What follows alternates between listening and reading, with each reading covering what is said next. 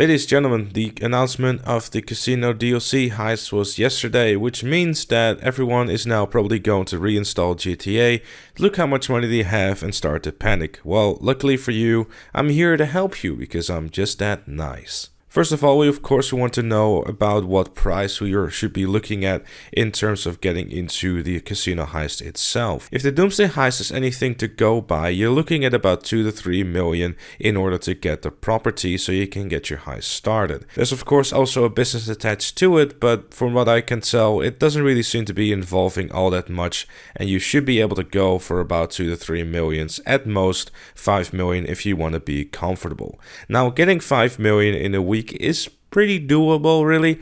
The main thing you want to be really going for are a couple of things I'm about to go and mention. First of all, whatever you do, do not buy anything. All the money that you have right now is going to be needed for the new DLC, and while the DLC has rolled out and it kind of has blown over, you've seen what it has to offer, you can then start deciding to maybe even buy older stuff again. But right now, purchasing something like a business is a very bad idea because there's not a chance you're going to be earning that money back on top of also making a profit as well. It will be a huge waste of time and a huge waste of money if you do so. Instead, these are some of the things that you should be doing. First of all, check your garage for some old junk that you don't use anymore. As an example in the video, I have given a Wagner because recently on my PC account, which is what you're going to be seeing the gameplay of, I bought a Krieger, which meant that the Wagner was no longer necessary because the Krieger is a much better car. So because of that, I was able to earn $1 million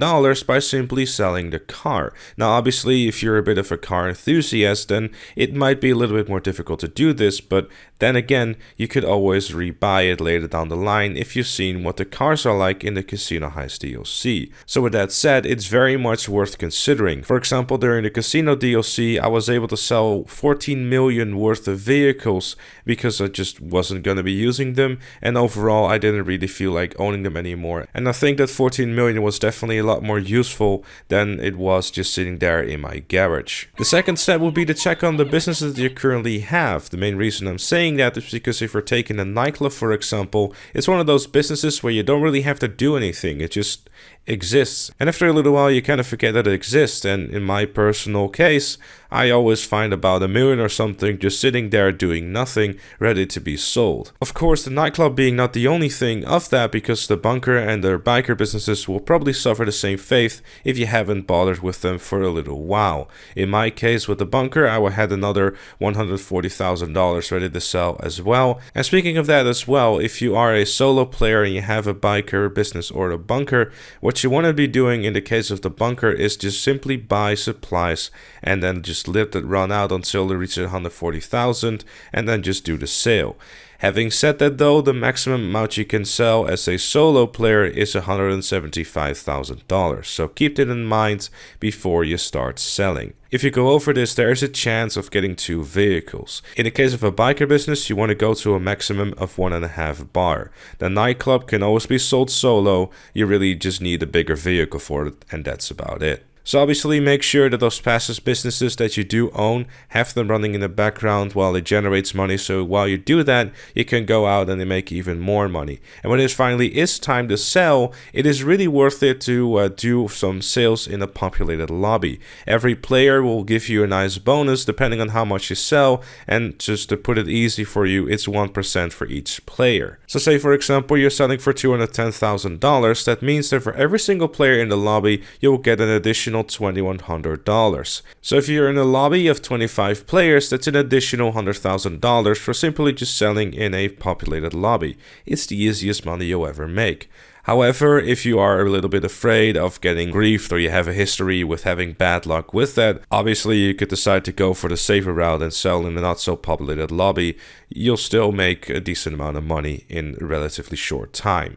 If you also want to know what the timing is for your bunker business to fill up, that's 2 hours and 20 minutes, as well as the cocaine business, for example, that should take about 2 hours as well. So what you could do in the 2 hours is a couple of the following things. One of the first things that you should do if you have your businesses running in the background is the following: the Casino DLC story missions. I'm saying that because there's a bunch of rewards attached to these story missions as well.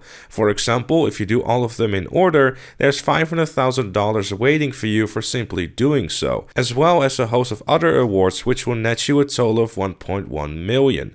Obviously, you will need a penthouse for this, but if you don't have one, you can still try and find these missions and get the rewards for it without spending a penny on the place you're going to rob in a week. As well as the fact you can always join a friend or anything like that who has a penthouse. You don't actually have to host these missions in order to get all the rewards. You'll only be missing out on $100,000 really, so you'll still be able to make about $1 million if you don't even own the penthouse. Next up is to check if you have a vehicle warehouse. If you have one, then obviously it's a really good time to start looking into selling some of those cars.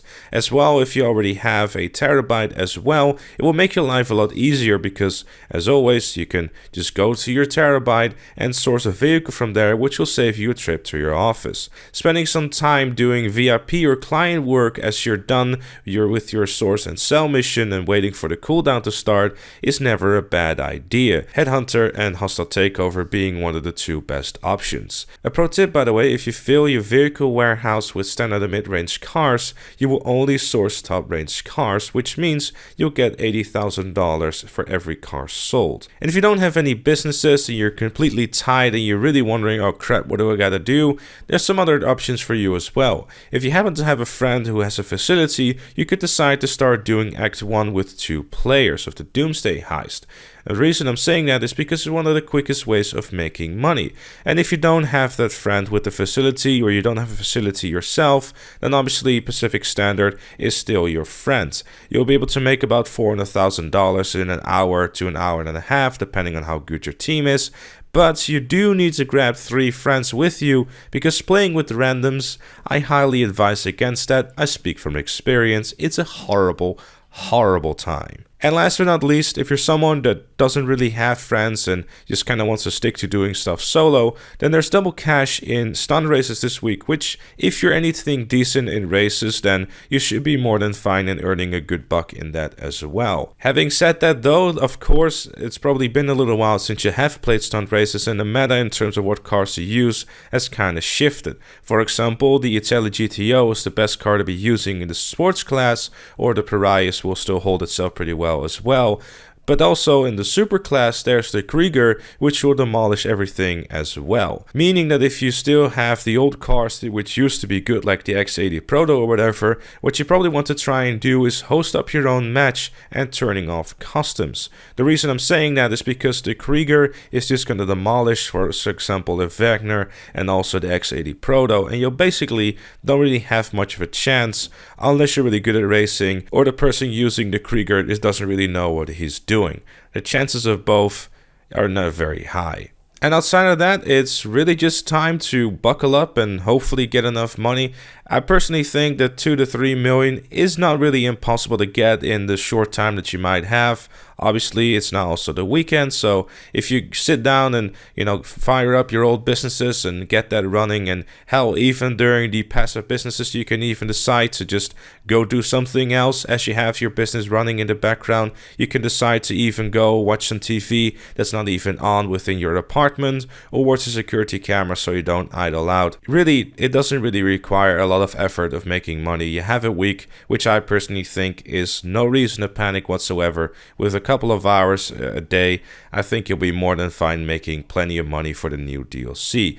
With that said though, if you want to see the DLC and content related to that, of course, my channel will be covering all that stuff on both my YouTube and my Twitch channel, so make sure to subscribe and follow to those 2 channels if you want to stay in the loop about everything Casino Heist DLC related. But with all that said and with all that done, thank you so very much for watching. Leave a like if you enjoyed, subscribe for more, and I'll see you all later.